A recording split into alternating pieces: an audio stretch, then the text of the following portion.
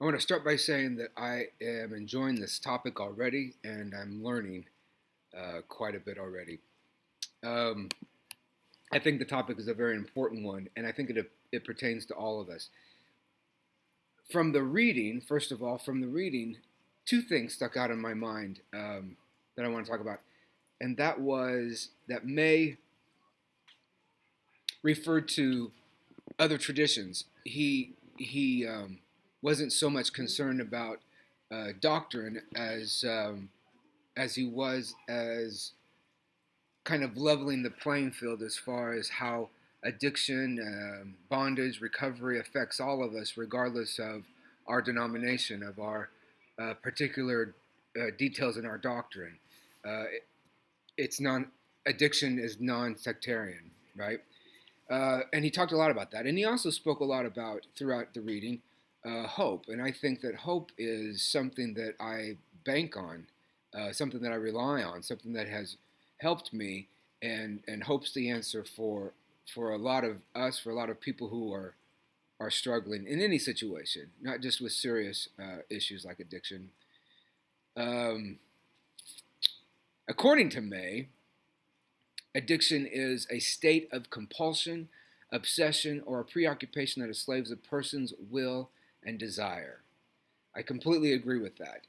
In fact, my church has an addiction and recovery website. And to quote from that website, they define addiction as a persistent dependence on a harmful behavior or substance. I'm going to continue with that quote. It can disrupt the ability to listen to the Spirit and live in agency. Many who struggle with addiction suffer from shame or a sense that they're unlovable. They may feel discouragement and despair that recovery is not possible. Yet with God, nothing is impossible. Luke 137. All can be healed and protected through Jesus Christ and his atonement. I'm going to move on to bondage. Um,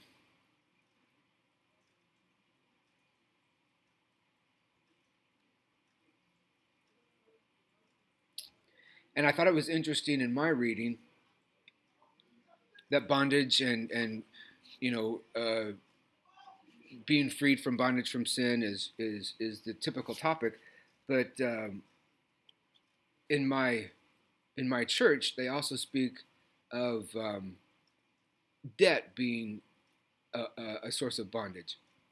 But first of all, I'm quoting from the website again, and this is from a leader who says, "I have seen the marvelous blessings of recovery that can set one free from the chains of addiction.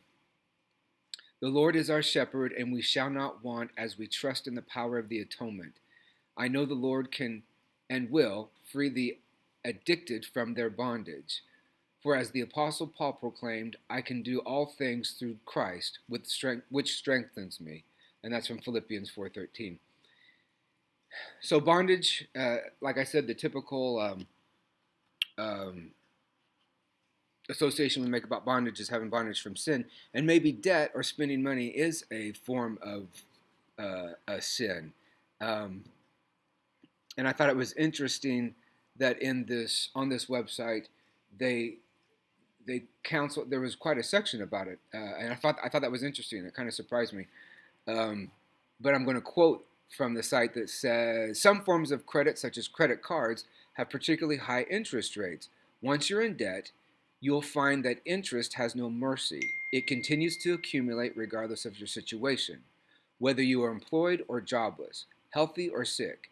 It never goes away until the debt is paid. And I thought that was interesting. And maybe a lot of us as people think, well, we don't have addictions. We're not alcoholics or drug addicts. So this doesn't pertain to me. Well, I think there's a lot of forms of addiction. Spending money can be addiction. Spending more than you earn is a bad habit, and can hold you in bondage. Eating, sex, anything that you do in excess that's unhealthy for you is an addiction. And of course, I've known people who have suffered from addictions, and I think the church and their relationship with Christ played a huge role in their recovery. But I want to um, include myself in this statement or in this section because I think, or include all of us in this. I think that on some level we can all empathize with the drug addict or with the alcoholic, even though we may not be alcoholics. We know what it's like to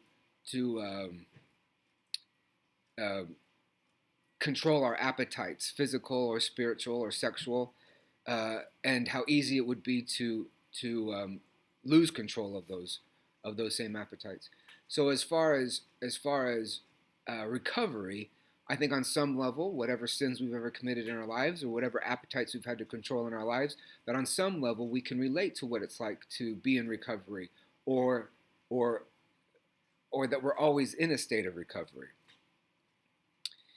From the website, from the church's website again, there's a quote that says, I've known many people who have recovered from addiction or bondage to sin. On some level, I have, we all have. Uh, and the important thing is maintaining recovery from day to day. Maintaining spiritual strength requires continuous effort. No one is completely safe from relapse, but through daily gospel living, those who struggle with addiction come into Christ and receive strength and hope. There is hope again. And I know that when we are in recovery or struggling with recovery, we'll find that our nature changes, that we will physically stop craving those things to some extent, right? Our hope will grow because I learned, but we all learn bit by bit, precept upon precept, right?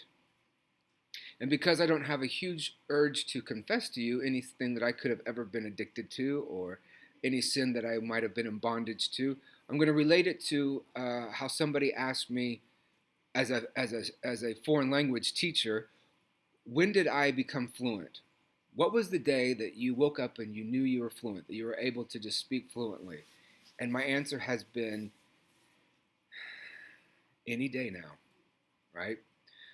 It's the same for an addiction or in your state of recovery. When did you feel like you were recovered from this temptation or from this sin or from this bondage? And it's a perpetual day by day recovery. And my answer would be any day now, right? As far as I think I've answered the last question on our assignment because, like I said, our church has a website um, to help with this. They have programs throughout the world that help people with addiction and recovery. And I'm going to read from the website that says the church has an addiction recovery program, ARP, sponsored by LDS Family Services. The 12-step program's message of recovery through the atonement of Jesus Christ is accessible in several languages and include information for people facing addictions, their loved ones, their leaders, and addiction and recovery program volunteers. This structure is somewhat similar to that of www.combatingpornography.org, which is a website that the church released in April 2010.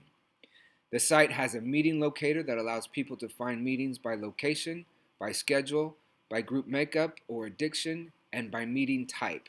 There are also meetings held via conference call. This would be a good option for those who are not comfortable attending face-to-face meetings. I've not ever worked in this program in my local branch of the church, but I do know that the church has a strict policy about meeting houses. For example, Monday nights the meeting house is closed. There's no activities in the meeting house because Monday night is home evening night. You're supposed to be home with your families on Monday night. Tuesday night is youth night. Wednesday night is also another youth night for a different ward. Thursday night is off limits. Friday night there could be dances or activities or cookouts at the church, and Saturdays there's always scouting activities at the meeting house. But Thursday night is off limits. There are no activities to be scheduled on Thursday nights. Thursday nights are the nights that they have addiction and recovery meetings.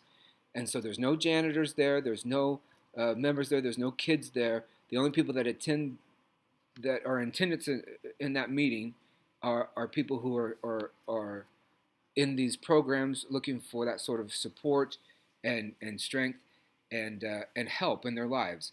So there's no they don't have to worry about running into other people or friends. It's a very private situation, and I kind of respect that that way that it's organized so that this can be a help to people.